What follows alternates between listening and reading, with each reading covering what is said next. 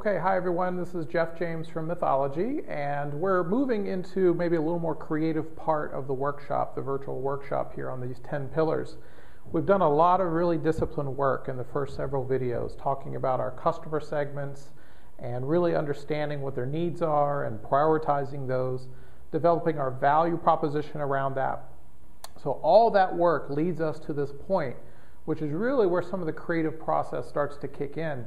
But what we're going to do in this particular pillar, which we call Mythology, which we named the company after, is we're going to start creating these meaningful, sticky stories about how your brand transfuses meaning into the lives of people.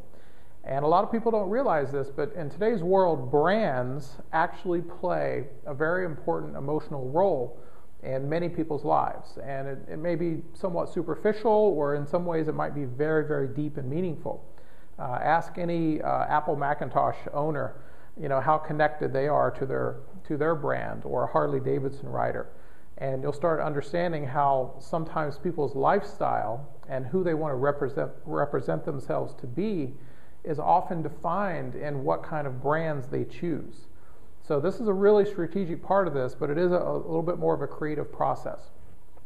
What we're going to do is sort of walk through a few steps in creating these sticky stories, these elements of mythology that will help you sort of guide your creative process to really hit the right mark.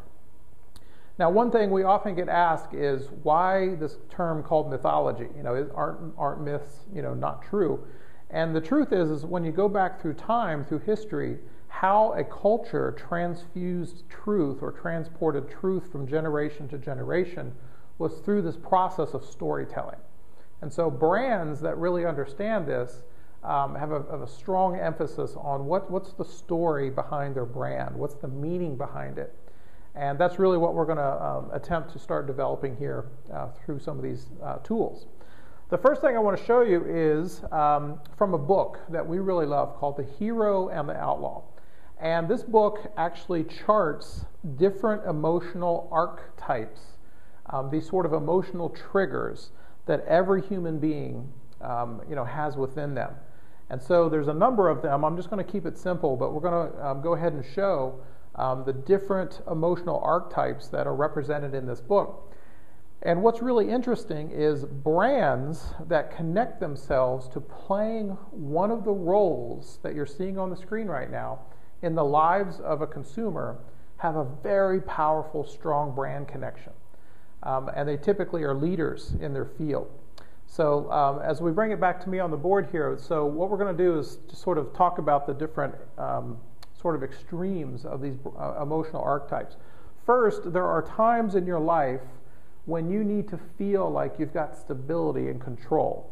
So there are brands that sort of have a connection to helping empower you to feel stable or have control over your life. One of those brands is American Express. They try to portray that they really give you control over your finances and your travel and all the aspects. That brand is a very steady, stable kind of brand. On the opposite extreme, there are times when you need to feel the need to have, take a risk or master something very new. So this requires a little bit of risk-taking, obviously. So there are some brands that help empower people to feel like they can actually take that risk. Nike is a really big one. The whole just do it thing is, get out there, run farther than you've ever run, jump farther than you've ever jumped, take on things that you've never done before. So that's a very strong part of their brand.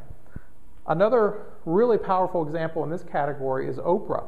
The whole Oprah empire is based on living your best life and this sort of transformational aspect of being here but wanting to be here. And how do you sort of go through that growth process? Oprah has obviously built a $1 billion plus brand off of that type of emotional trigger. Okay, so that's from stability to risk. Let's look at belonging and enjoyment as another category. There are times where you just kind of want to fit in. You just want to have a good time. You want to sort of chill out and feel like you're accepted. So there are brands such as Hallmark is a big one over here. Even some of the beer brands like Miller Lite has more of a, just one of the guys kind of fit in, sort of persona to them. But the commonality here is that both of them help you feel that you belong somewhere, that you're actually cared for. But again, on the other extreme of our emotional triggers, there are times when you want to feel like, you know what, I want to be independent. I don't want to be a part of the crowd. Or I want to renew something within me. So this sort of fulfillment aspect of our emotional needs.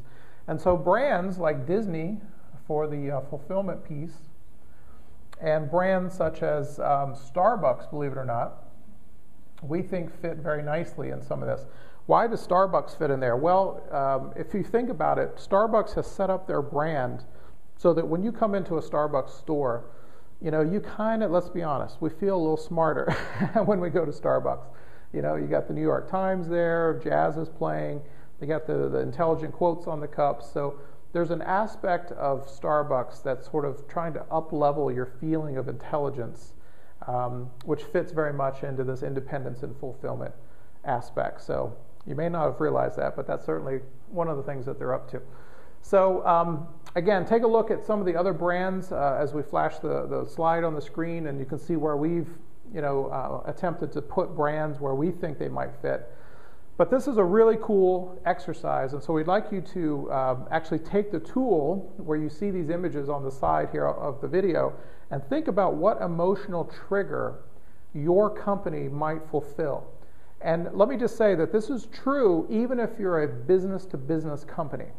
Every business decision maker, even though they're trying to use some logic in their discussion or their decision making, they have emotional needs as well. They need to feel smarter.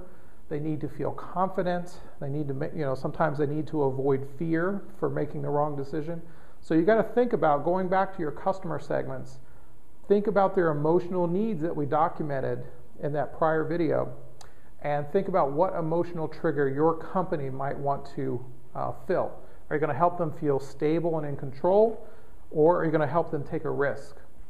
Are you going to help them belong and sort of feel fun and happy, or are you going to help them go out on their own and be independent and find fulfillment? So it's a pretty cool exercise. So take some time to do that, and we'll come back with the next stage in mythology development.